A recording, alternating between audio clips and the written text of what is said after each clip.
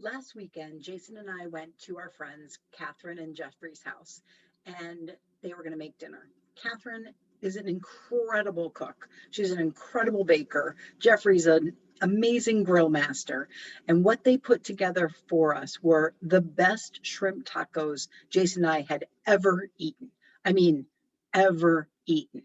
I don't know what magical thing they did with all the ingredients, but when you put them all together, we couldn't stop eating them. I think I'm still full. She had the grilled shrimp Jeffrey did. I don't know. They just were the perfect blend of spice. And then she had this red cabbage that had this kind of marinade on it, and then roasted corn with, I think, jalapenos in it, just a little bit of heat. And then Mexican cheese, Mexican sour cream. Um, but the best part of it was she made homemade tortillas, and they were like melt in your mouth. They were so good.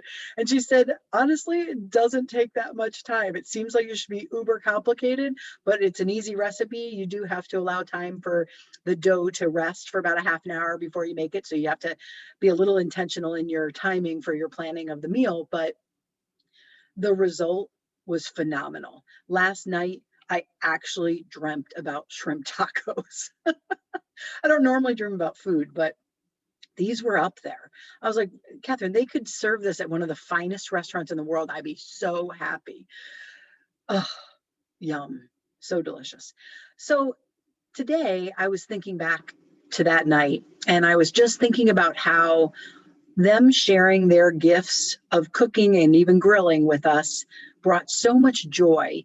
And the 4 hours that we sat around their kitchen table, having a couple margaritas that she also made from some amazing recipe from some restaurant, and just laughing and reminiscing about old times and sharing things that were going on in our lives, that act of sharing their gifts brought us all together and created a focal point for those 4 hours of conversation and laughter.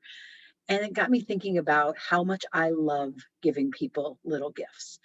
Doesn't have to cost a lot. I'm not a fancy gift giver, but if I find something at a store that's not that expensive, we were in Florida at one point and we went to a store and they had just these little, I don't even know what to call them, but little rocks that had some had a tree of life on it, some had an angel on it. They were really cute little decorative things. They were like $4.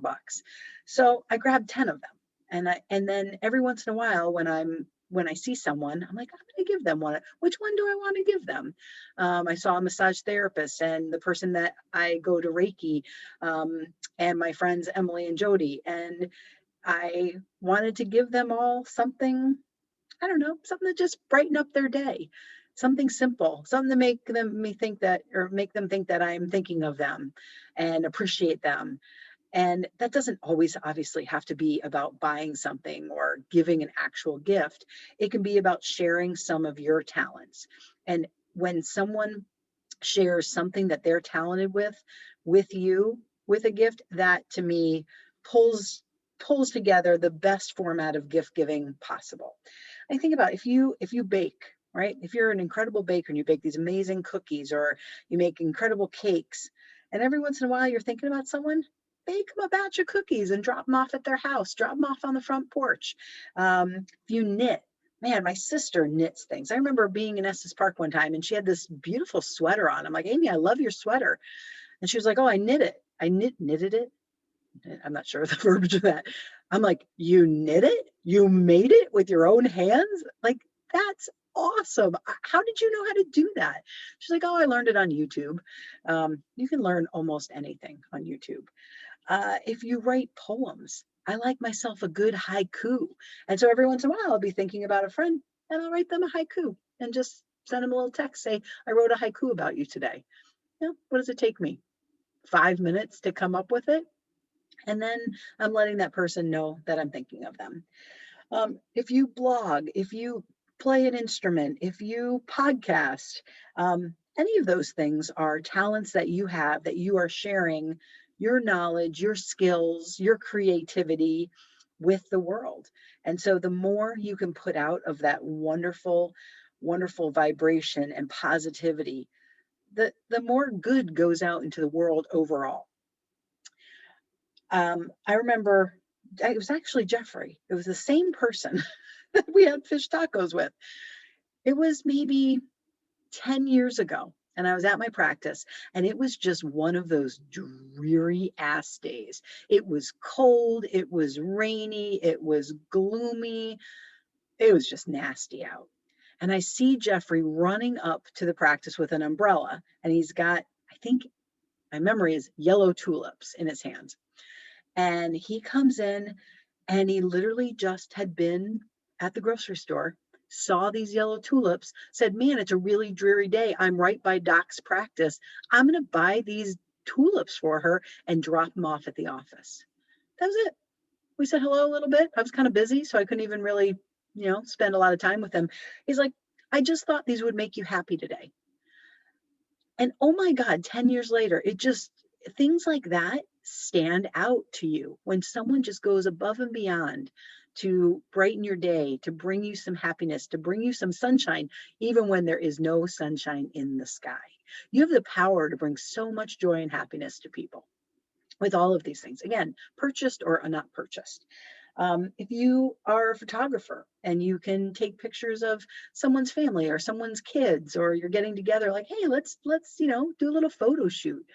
That's another way you can share. If you make jewelry, one of the nicest gifts I ever got was a letter one of my friends wrote to me. And it was how I inspired her and how I turned something around in her life just by being me and sharing my business struggles with and how I've come out of things and navigated the ups and downs of being a business owner. And she just wrote me a one-page letter, and I have it in my hutch in my dining room. So I was so moved by it, just for her to take the time to share with me that I had made such a big impact in a part of her life, and how much she cared about me and appreciated that. And now as I keep seeing her business grow, I'm so proud of her, and I'm so appreciative that I had even a little teeny tiny piece of making her push past the things that she was dealing with and get to a better place on the other side. So there's a psychology behind giving. You're putting out like I said, that positive energy.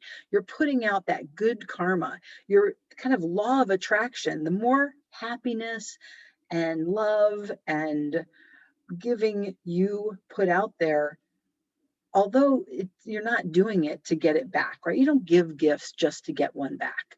And if you do, that's crappy. So don't do that anymore. But the more you put out there like that, the more positivity you spread. I talk about this a lot, probably ad nauseum, but again, you control the energy that you create in your life.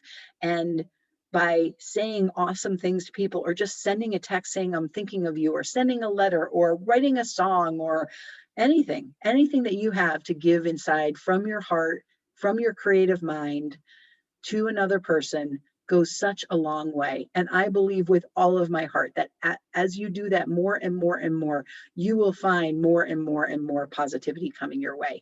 You will get that back tenfold, because the world needs more of it. There's so much stress in the world. You turn on the news. Oh my goodness. I went to a chiropractic conference with Emily, and we stayed over at a hotel close to it because it was up in the Dells. And the news was on as we were having breakfast. And literally what was happening was a boat was sinking. It was in danger, and it was crying out. The people are crying out for help. And ultimately the boat sank. We were eating breakfast for 10 minutes. And Emily's like, I'm so depressed now. Like, that was awful. Like, and I'm not saying that the people on that ship don't matter and that that's not a tragedy. However, it was a terrible way to start our day. And so I was like, I just can't even watch that right now. Like, that's not how I want to go into this 14-hour day of a seminar. And so she was like, oh my God, this is awful. She's like, should I tell you the last part? I was like, no, I don't want to know. I don't want to know. So anyway, I got a little off on my news sidetrack. I am not a big fan of the news. I turned it off a long time ago. I do my best to keep up with the really, truly important things that are going on. But every time I watched the news, it was just about the murders that happen, the horrible things that are happening. And it depressed me and just got me in a big old funk. Again, not saying that these things aren't important, because they are. But if we just feed our minds with so much negativity all the time, it's not going to help us, in my opinion. So back to gift giving, the good part. The lifting up of others is twofold. You get the benefit and they get the benefit. And I can't think of anything else that is easier to do than thinking of a few people you love and taking some time to figure out, how can I bless them? How can I share something of mine with them? How can I put a smile on their face? Because what you don't know is maybe they needed an extra smile that day, and you can be the one to give it to them. I hope you have a great day. I hope you have gotten a couple awesome gifts like I have talked about that I have received. And I hope in the next week or so, you'll identify 2 or 3 people that you can gift with something nice. And I know it'll bring you both a lot of happiness. If you'd like to reach me, you can always reach me at Cathy@simplysocket.com. And our website is simplysocket.com. Have a great day and happy gift giving.